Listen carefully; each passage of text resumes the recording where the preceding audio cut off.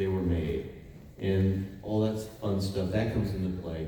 But I got to dress the original Batman and Robin mannequins with the original costumes. And if you don't think I wasn't nervous every step of the way, handling Burt's tights. Very carefully. The Python pants. Yeah. Do you realize we have Robin and the Riddler on stage right now? Is that crazy? By Monday,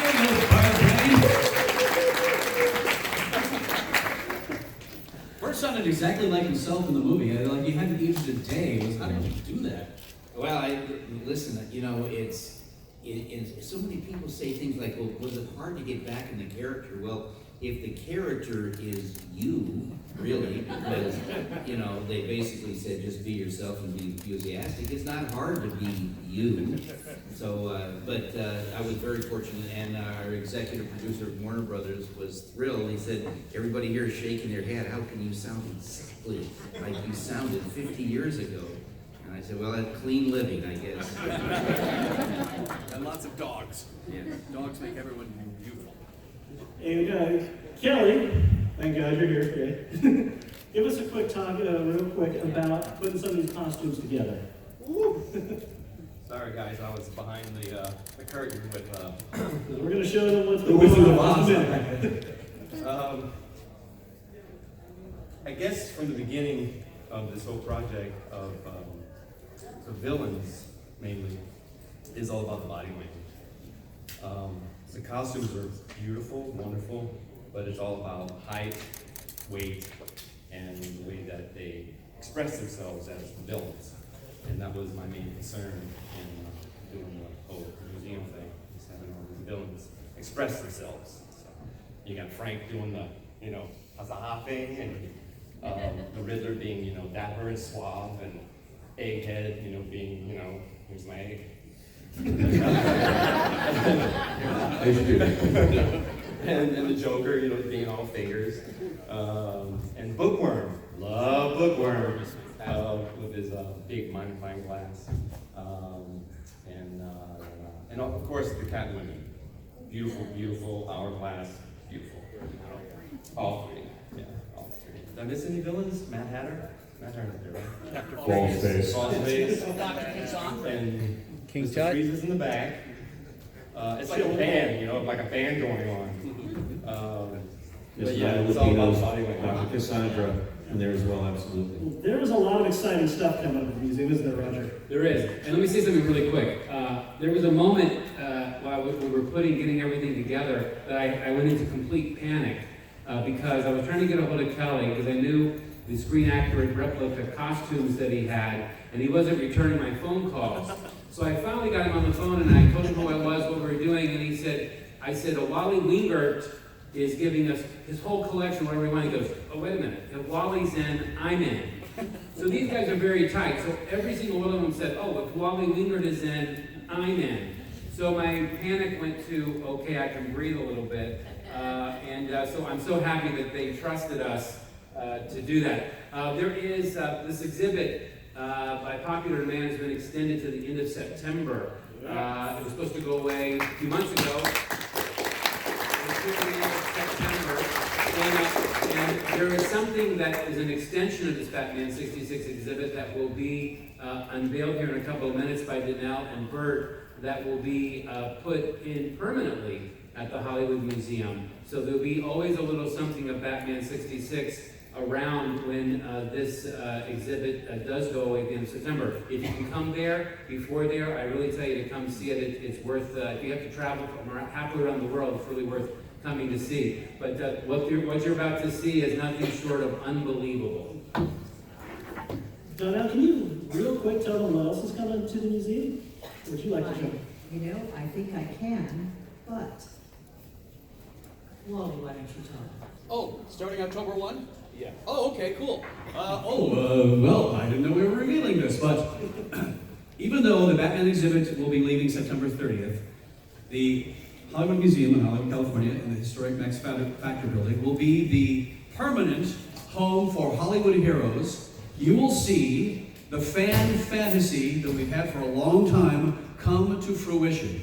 in an exhibit called The World's Finest Five, World's Finest, ladies and gentlemen, right? You will see Christopher Reeve as Superman, Adam West as Batman, Burt Ward as Robin, Yvonne Craig as Batgirl, and Linda Carter as Wonder Woman, all standing together, ready to kick some butt. This is going to look amazing. Yes, the Christopher Reeve is actually Chris's life cast, from Chris's life cast taken in 1978. All the other ones are being sculpted because we couldn't find their original life cast, but even the sculptures look amazing. But Christopher Reeve, his face is Christopher Reeve's face, and I've seen it. They've completed the hair and the eyes, and we're getting ready to dress him, and it's going to be every fan's fantasy. So we've always wanted to see Adam Burt and the Chris Reeve and Linda Carter all together in something, even though it came from different generations. But it's going to be pretty amazing. The World's Finest Five coming October 1st and staying permanently at the Hollywood Museum.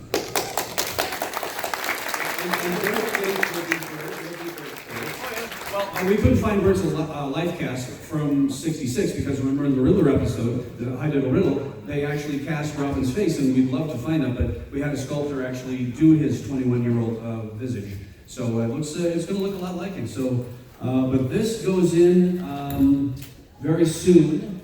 Let's not keep them waiting on this. Let's get your cameras ready, folks, because you're going to want to get all the pictures you can of this. Because the museum exhibit, Batman exhibit got extended, we said, well, let's extend and expand. So there will be some more stuff added to it. If you have already seen the exhibit, you'll want to come back because we're adding this. Mark, go ahead.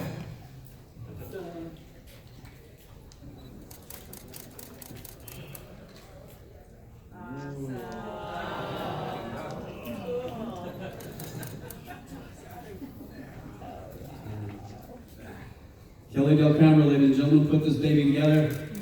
Victor Bono is King Tut.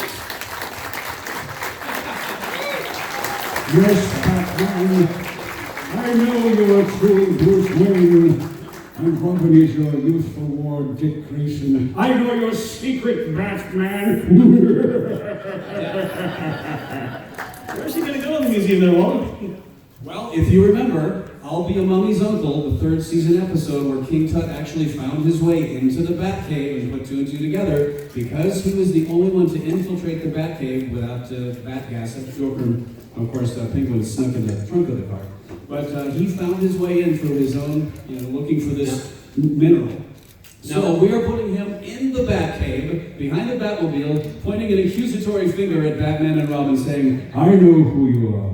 So come to the museum, enjoy Tut in all his glory. Now, by the way, everybody, in the dungeon of the Hollywood Museum, there is life masks of Victor and Peter Lorre, Vincent Price, and this face was taken from the life mask that Donelle had of Victor Bono's face. So that's truly his face. That is Victor Bono's real face, his life cast, taken in 1971 for Beneath the Planet of the Apes.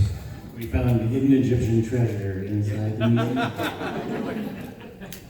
That's scary. And if anyone has a question, we have a few minutes, so they'll definitely take a question if anybody has one. Right there, nice and loud so we can all hear you. So was there anything that you really wanted for this exhibit but you couldn't get your hands on? Yes, just one thing. Adam West.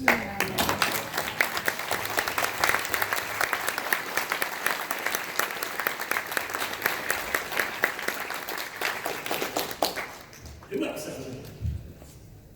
Let's see where you at. I see one back there. Nice and loud, sir.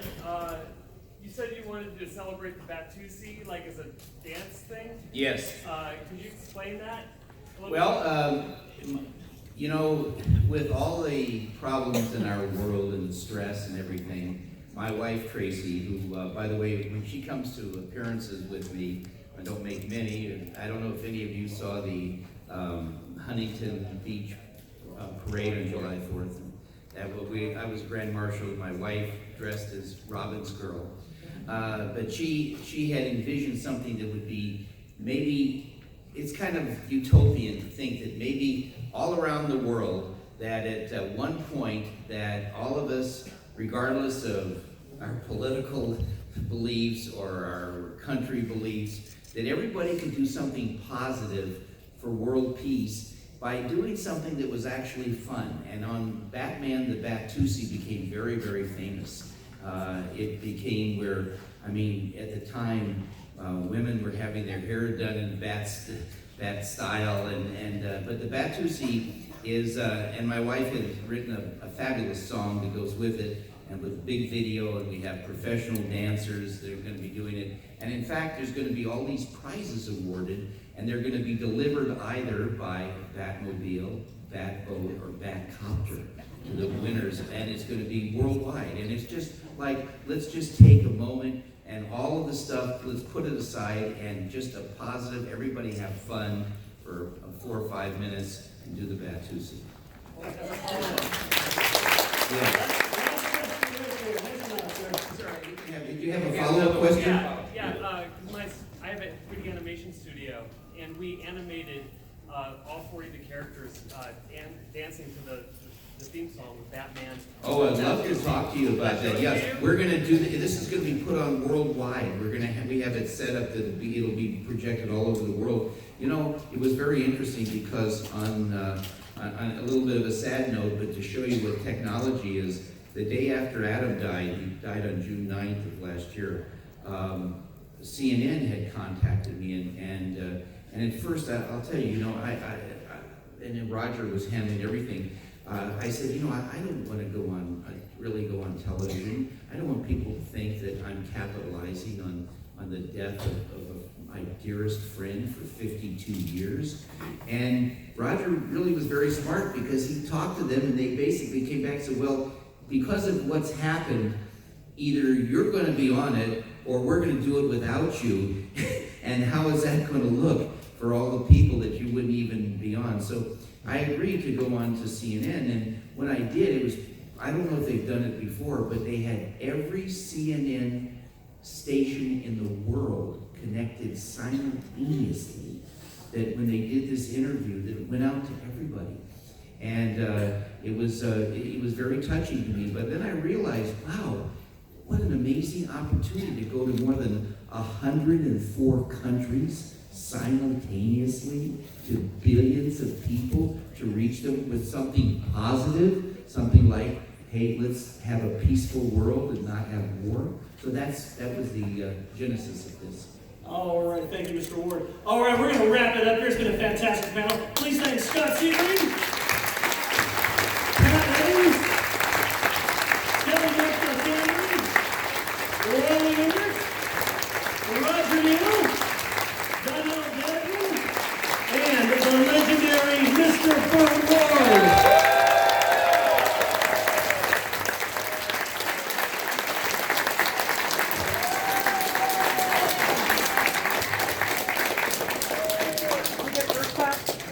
Everybody get together for group shot.